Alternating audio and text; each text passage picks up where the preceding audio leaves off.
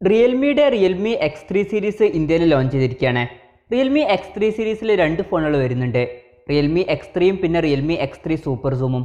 ഇന്ന് നമ്മൾ നോക്കാൻ പോകുന്നത് Realme X3 എന്ന ഫോണിൻ്റെ വിശേഷങ്ങളാണ്. അതിനു മുമ്പ് ഇതുപോലുള്ള വീഡിയോസ് ഇനിയും കാണാൻ താല്പര്യമുണ്ടെന്നുണ്ടെങ്കിൽ ഈ ചാനൽ ഒന്ന് സബ്സ്ക്രൈബ് ചെയ്യാവുന്നതാണ്. പിന്നെ അടുത്ത് വരുന്ന ഒരു ബെല്ലൈക്കണും കൂടി എനേബിൾ ചെയ്ത് വെച്ചാൽ ഞാൻ വീഡിയോസ് അപ്ലോഡ് ചെയ്യുമ്പോൾ തന്നെ നിങ്ങൾക്ക് അതിൻ്റെ നോട്ടിഫിക്കേഷൻ ലഭിക്കുന്നതായിരിക്കും. ആദ്യം ഈ ഫോണിൻ്റെ ഡിസ്പ്ലേ പറ്റി പറയുകയാണെങ്കിൽ Realme X3 വരുന്നത് 6.6 ഇഞ്ചിൻ്റെ ഫുൾ HD+ ഡിസ്പ്ലേയുമായിട്ടാണ്. IPS LCD പാനലാണ് ഈ ഫോണിൽ ഉപയോഗിച്ചിരിക്കുന്നത്. എൻ്റെ അഭിപ്രായത്തിൽ 25,000 രൂപ പ്രൈസ് റേഞ്ചിൽ വരുന്ന ഈ ഫോണിൽ AMOLED ഡിസ്പ്ലേ ഉപയോഗിക്കായിരുന്നു. അങ്ങനെയാണെന്നുണ്ടെങ്കിൽ കുറച്ചും കൂടി ബെറ്റർ ആയിട്ടുള്ള ഒരു ഡിസ്പ്ലേ ക്വാളിറ്റി നമുക്ക് ലഭിച്ചേനെ. പിന്നെ എടുത്തു പറയേണ്ട കാര്യം ഈ ഫോണിൻ്റെ ഡിസ്പ്ലേയിൽ 120 ഹെർട്സിൻ്റെ റിഫ്രഷ് റേറ്റ് സപ്പോർട്ട് ചെയ്യുന്നുണ്ട്. അപ്പോൾ നമ്മൾ ഫാസ്റ്റ് ആയിട്ടൊക്കെ സ്ക്രോൾ ചെയ്യുമ്പം നല്ല സ്മൂത്ത് ആയിട്ടുള്ള ഒരു എക്സ്പീരിയൻസ് ലഭിക്കും. പിന്നെ 120 ഹെർട്സിൻ്റെ റിഫ്രഷ് റേറ്റ് കൊടുത്തുകൊണ്ടായിരിക്കണം ഈ ഫോണിൽ AMOLED ഡിസ്പ്ലേ കൊടുക്കാത്തത്. കാരണം AMOLED ഡിസ്പ്ലേയും 120 ഹെർട്സിൻ്റെ റിഫ്രഷ് റേറ്റും ഒരുമിച്ച് കൊടുക്കുകയാണെന്നുണ്ടെങ്കിൽ ഫോണിൻ്റെ വില കൂടാൻ ചാൻസ് ഉണ്ട്. പിന്നെ എൻ്റെ ഒരു അഭിപ്രായത്തിൽ ഇപ്പോഴത്തെ ഒരു ഇതിൽ 120 ഹെർട്സിൻ്റെ റിഫ്രഷ് റേറ്റ് എന്നുള്ള ഫീച്ചറിനേക്കാളൊക്കെ യൂസ്ഫുൾ AMOLED ഡിസ്പ്ലേ എന്നുള്ള ഫീച്ചർ ആയിരിക്കും. കാരണം ഒന്നും കൂടി വൈബ്രൻ്റ് ആയിട്ടുള്ള ഒരു ഡിസ്പ്ലേ നമുക്ക് ലഭിക്കും. 120 ഹെർട്സിൻ്റെ റിഫ്രഷ് റേറ്റ് സപ്പോർട്ട് ചെയ്യുന്ന അധിക ഗെയിമുകളൊന്നും ഇപ്പം വരുന്നില്ല. കുറേ ഗെയിമുകളൊക്കെ സപ്പോർട്ട് ചെയ്താൽ മാത്രമേ ഇത് നല്ല യൂസ്ഫുൾ ആയിട്ടുള്ള ഒരു ഫീച്ചർ എന്ന് പറയാൻ പറ്റുള്ളൂ. പിന്നെ നിങ്ങളൊരു ഫോൺ സെലക്ട് ചെയ്യുകയാണെന്നുണ്ടെങ്കിൽ 120 ഹെർട്സിൻ്റെ റിഫ്രഷ് റേറ്റ് സപ്പോർട്ട് ചെയ്യുന്ന LCD ഡിസ്പ്ലേ ഉള്ള ഫോൺ സെലക്ട് ചെയ്യോ അതല്ല 60 ഹെർട്സിൻ്റെ റിഫ്രഷ് റേറ്റ് സപ്പോർട്ട് ചെയ്യുന്ന AMOLED ഡിസ്പ്ലേ ഉള്ള ഫോൺ സെലക്ട് ചെയ്യുമോ എന്നുള്ള കാര്യം ജസ്റ്റ് ഒന്ന് കമൻറ്റ് ചെയ്യുക. പിന്നെ നിങ്ങൾക്ക് AMOLED ഡിസ്പ്ലേ ഉള്ള ഫോണുകളാണ് വേണ്ടതെന്നുണ്ടെങ്കിൽ ഈ ഒരു പ്രൈസ് റേഞ്ചിലും അതുപോലെ തന്നെ ഇതിനേക്കാൾ കുറഞ്ഞ പ്രൈസ് റേഞ്ചിലും സാംസങ്ങിൻ്റെ ഒക്കെ ഫോണുകൾ വരുന്നുണ്ട്. അതാകുമ്പോൾ നോൺ ചൈനീസ് ഫോണുകൾ കൂടിയാണ്. ഈ ഫോണിൻ്റെ പീക്ക് ബ്രൈറ്റ്നസ് വരുന്നത് 450 നിറ്റ്സ് ആണ്. പിന്നെ 20:9 എന്നുള്ള ആസ്പെക്ട് റേഷ്യോയിലാണ് ഈ ഫോൺ വരുന്നത്. ഫോണിൻ്റെ ഫ്രണ്ടിൽ ഒരു ഡ്യുവൽ പഞ്ച് ഹോൾ ഡിസ്പ്ലേ ആണ് കൊടുത്തിരിക്കുന്നത്. ഏകദേശം 90.5% സ്ക്രീൻ ടു ബോഡി റേഷ്യോയുമായിട്ടാണ് ഈ ഫോൺ വരുന്നത്. ഫോണിൻ്റെ ഫ്രണ്ടിൽ ഗൊറില്ല ഗ്ലാസ് 5ൻ്റെ പ്രൊട്ടക്ഷൻ കൊടുത്തിട്ടുണ്ട്. പിന്നെ ഫോണിൻ്റെ ഫിംഗർ പ്രിൻറ്റ് സെൻസർ വരുന്നത് ഫോണിൻ്റെ സൈഡിൽ പവർ ബട്ടണിൽ ഇൻ്റഗ്രേറ്റ് ചെയ്തിട്ടാണ്. കമ്പനി അവകാശപ്പെടുന്ന കാര്യം ഏകദേശം 0.3 സെക്കൻഡിൻ്റെ ഉള്ളിൽ തന്നെ ഈ ഫോൺ നമുക്ക് ഫിംഗർ പ്രിൻറ്റ് സെൻസർ വെച്ചിട്ട് അൺലോക്ക് ചെയ്യാമെന്നാണ്. ഫോണിൻ്റെ ബാക്കിൽ ഗ്ലാസ് ബാക്ക് ബോഡിയാണ് വരുന്നത്. പിന്നെ ഈ ഫോണിൻ്റെ വെയിറ്റ് വരുന്നത് ഏകദേശം 202 ഗ്രാമാണ്. പിന്നെ പെർഫോമൻസിനെ പറ്റി പറയുകയാണെങ്കിൽ സ്നാപ്ഡ്രാഗൺ 855+ എന്ന പ്രോസസ്സറുമായിട്ടാണ് ഈ ഫോൺ വരുന്നത്. ഇപ്പോൾ ഉള്ള ഫ്ലാഗ്ഷിപ്പ് പ്രോസസ്സറിൻ്റെ തൊട്ട് താഴെ വരുന്ന പ്രോസസ്സറാണിത്. അപ്പം വളരെ നല്ലൊരു പെർഫോമൻസ് ഈ ഫോണിൽ നമുക്ക് ലഭിക്കും. ഈ ഒരു പ്രൈസ് റേഞ്ചിൽ ബെസ്റ്റ് പ്രോസസ്സർ എന്ന് പറയാൻ പറ്റിയിട്ടുള്ള ഒരു പ്രോസസ്സറാണിത്. ഈ ഫോണിൻ്റെ ബേസ് വേരിയൻറ്റിൽ 6 GB റാമാണ് വരുന്നത്. 8 GB റാമുമായിട്ട് വരുന്ന മറ്റൊരു വെർഷനും വരുന്നുണ്ട്. രണ്ട് വെർഷൻസിലും 128 GB ഇൻറ്റേർണലാണ് വരുന്നത്. പിന്നെ LPDDR4Xൻ്റെ റാമാണ് ഈ ഫോണിൽ ഉപയോഗിച്ചിരിക്കുന്നത്. UFS 3.0 സ്റ്റോറേജ് ടൈപ്പുമായിട്ടാണ് ഈ ഫോൺ വരുന്നത്. അതിൻ്റെ കൂടെ HPB ടർബോ റൈറ്റ് എന്നുള്ള ഒരു ടെക്നോളജി കൊടുത്തിട്ടുണ്ട്. അപ്പോൾ നല്ലൊരു റീഡ് ആൻഡ് റൈറ്റ് സ്പീഡ് ഈ ഫോണിൽ നമുക്ക് ലഭിക്കും.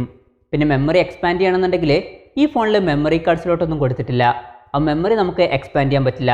പിന്നെ ഫോൺ പെട്ടെന്ന് ഹീറ്റ് ആവാതിരിക്കാൻ വേണ്ടിയിട്ട് ലിക്വിഡ് കൂളിംഗ് എന്നുള്ള ടെക്നോളജി ഈ ഫോണിൽ ഉപയോഗിച്ചിട്ടുണ്ട്. പിന്നെ നല്ല വൈബ്രേഷൻ എഫക്റ്റ് ഒക്കെ കിട്ടാൻ വേണ്ടിയിട്ട് ടാക്ടൈൽ എഞ്ചിൻ ലീനിയർ മോട്ടോറുമായിട്ടാണ് ഈ ഫോൺ വരുന്നത്. ഈ ഫോണിൽ നമുക്ക് ഡ്യുവൽ ചാനൽ GPS ലഭിക്കുന്നുണ്ട്. പിന്നെ 1216 സൂപ്പർ ലീനിയർ സ്പീക്കേഴ്സുമായിട്ടാണ് ഈ ഫോൺ വരുന്നത്. ഈ ഫോണിൽ ഡോൾബി അറ്റ്മോസിൻ്റെ സൗണ്ട് സപ്പോർട്ട് ചെയ്യുന്നുണ്ട്. ഹൈറസ് ഓഡിയോയും സപ്പോർട്ട് ചെയ്യുന്നുണ്ട്. ആൻഡ്രോയിഡ് 10 ബേസ് ചെയ്തിട്ടുള്ള Realme UI സോഫ്റ്റ്വെയറുമായിട്ടാണ് ഈ ഫോൺ വരുന്നത്. ക്യാമറയെ പറ്റി പറയുകയാണെങ്കിൽ ഫോണിൻ്റെ പിന്നിൽ 4 ക്യാമറ സെൻസേഴ്സ് ആണ് വരുന്നത്. 64 മെഗാപിക്സലിൻ്റെ f1.8 അപ്പേഴ്സിൽ വരുന്ന മെയിൻ സെൻസറാണ് വരുന്നത്. ഇത് സാംസങ് GW1ൻ്റെ സെൻസറാണ്. പിന്നെ 8 മെഗാപിക്സലിൻ്റെ f2.3 അപ്പേഴ്സിൽ വരുന്ന അൾട്രാ വൈഡ് ആംഗിൾ ലെൻസ് വരുന്നുണ്ട്. ഇതിൻ്റെ ഫീൽഡ് ഓഫ് വ്യൂ വരുന്നത് 119 ഡിഗ്രിയാണ്. പിന്നെ മൂന്നാമത് 12 മെഗാപിക്സലിൻ്റെ ഒരു ടെലിഫോട്ടോ ലെൻസ് വരുന്നുണ്ട്. ഇതിൽ 2x ഒപ്റ്റിക്കൽ സൂം സപ്പോർട്ട് ചെയ്യുന്നുണ്ട്. പിന്നെ നാലാമത് 2 മെഗാപിക്സലിൻ്റെ f2.4 അപ്പേഴ്സിൽ വരുന്ന ഒരു മാക്രോ ലെൻസും വരുന്നുണ്ട്.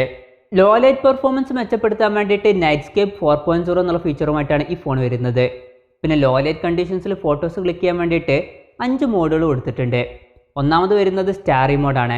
രാത്രി ആകാശത്തിൻ്റെ ഒക്കെ പിക്ചർ ക്ലിക്ക് ചെയ്യാൻ സഹായിക്കുന്ന മോഡാണിത്. ഈ ഒരു മോഡ് മെയിൻ സെൻസറിലും അതുപോലെ തന്നെ ടെലിഫോട്ടോ ലെൻസിലും സപ്പോർട്ട് ചെയ്യും. പിന്നെ സൂപ്പർ നൈറ്റ് സ്കേപ്പ് മോഡ് വരുന്നുണ്ട്. പിന്നെ നല്ല ഡാർക്ക് ആയിട്ടുള്ള കണ്ടീഷൻ ആണെന്നുണ്ടെങ്കിൽ ultra night scape mode use ചെയ്യാം. പിന്നെ പ്രോ നൈറ്റ് സ്കേപ്പ് മോഡ് വരുന്നുണ്ട്. പിന്നെ അഞ്ചാമത് ഒരു ട്രൈപോഡ് മോഡും വരുന്നുണ്ട്. പിന്നെ വീഡിയോ റെക്കോർഡിങ്ങിൻ്റെ കാര്യത്തിൽ ഈ ഫോണിൽ 960 FPS slow motion video recording support ചെയ്യുന്നുണ്ട്. പിന്നെ നല്ല സ്റ്റേബിൾ ആയിട്ടുള്ള വീഡിയോസ് റെക്കോർഡ് ചെയ്യാൻ വേണ്ടിയിട്ട് UIS അതുപോലെ UIS Max എന്നീ ഫീച്ചേഴ്സ് കൊടുത്തിട്ടുണ്ട്. പിന്നെ വീഡിയോസ് റെക്കോർഡ് ചെയ്യുമ്പം ബാക്ക്ഗ്രൗണ്ട് ബ്ലർ ചെയ്യാനുള്ള ഫീച്ചറും ഈ ഫോണിൽ നമുക്ക് ലഭിക്കുന്നുണ്ട്. പിന്നെ അൾട്രാ വൈഡ് ആംഗിൾ ലെൻസ് വെച്ചിട്ട് നമുക്ക് വീഡിയോസ് റെക്കോർഡ് ചെയ്യാൻ പറ്റും. പിന്നെ സെൽഫി ക്യാമറയുടെ കാര്യം പറയുകയാണെങ്കിൽ ഫ്രണ്ടിൽ ഒരു ഡ്യുവൽ ക്യാമറ സെറ്റപ്പാണ് വരുന്നത്. 16 മെഗാപിക്സലിൻ്റെ മെയിൻ സെൻസറാണ് വരുന്നത്. ഇത് സോണി IMX471 സെൻസറാണ്. പിന്നെ രണ്ടാമത് 8 മെഗാ പിക്സലിൻ്റെ f2.2 അപ്പേഴ്സിൽ വരുന്ന ഒരു അൾട്രാ വൈഡ് ആംഗിൾ ലെൻസ് വരുന്നുണ്ട്. ഇതിൻ്റെ ഫീൽഡ് ഓഫ് വ്യൂ വരുന്നത് 105 ഡിഗ്രിയാണ്. പിന്നെ ഫ്രണ്ട് ക്യാമറയിലും നൈറ്റ് സ്കേപ്പ് സപ്പോർട്ട് ചെയ്യുന്നുണ്ട്. പിന്നെ ഫ്രണ്ട് ക്യാമറയിലും നല്ല സ്റ്റേബിൾ ആയിട്ടുള്ള വീഡിയോസ് റെക്കോർഡ് ചെയ്യാൻ വേണ്ടിയിട്ട് UIS അതുപോലെ UIS Max എന്നീ ഫീച്ചേഴ്സ് കൊടുത്തിട്ടുണ്ട്. പിന്നെ ഫ്രണ്ട് ക്യാമറയിലും അൾട്രാ വൈഡ് ആംഗിൾ ലെൻസ് വെച്ചിട്ട് നമുക്ക് വീഡിയോസ് റെക്കോർഡ് ചെയ്യാൻ പറ്റും. പിന്നെ ഫ്രണ്ട് ക്യാമറയിൽ 120 FPS slow motion video recording support ചെയ്യുന്നുണ്ട്. ബാറ്ററിയെ പറ്റി പറയുകയാണെങ്കിൽ 4200 mAh ബാറ്ററിയുമായിട്ടാണ് ഈ ഫോൺ വരുന്നത്. ഈ ഫോണിൽ 30 വാട്ടിൻ്റെ ഫാസ്റ്റ് ചാർജിങ് സപ്പോർട്ട് ചെയ്യുന്നുണ്ട്. കമ്പനി അവകാശപ്പെടുന്ന കാര്യം ഈ ഫോണ് ഏകദേശം 55 മിനിറ്റ് കൊണ്ട് തന്നെ നമുക്ക് ഫുള്ളായിട്ട് ചാർജ് ചെയ്യാമെന്നാണ്. ടൈപ്പ് സി ചാർജിംഗ് പോർട്ടുമായിട്ടാണ് ഈ ഫോൺ വരുന്നത്. ഈ ഫോണിൻ്റെ 6GB റാം വെർഷൻ്റെ വില വരുന്നത് 24,999 രൂപയാണ്. 8GB റാം വെർഷൻ്റെ വില വരുന്നത് 25,999 രൂപയാണ്. ജൂൺ 30 മുതൽ ഫ്ലിപ്കാർട്ട് വഴിയും അതുപോലെ realme.com വഴിയുമാണ് ഈ ഫോണിൻ്റെ സെയിൽ നടക്കുന്നത്. പിന്നെ ജൂൺ 25 മുതൽ 27 വരെ ഈ ഫോണിൻ്റെ പ്രീ ബുക്കിംഗ് നടക്കുന്നുണ്ട്.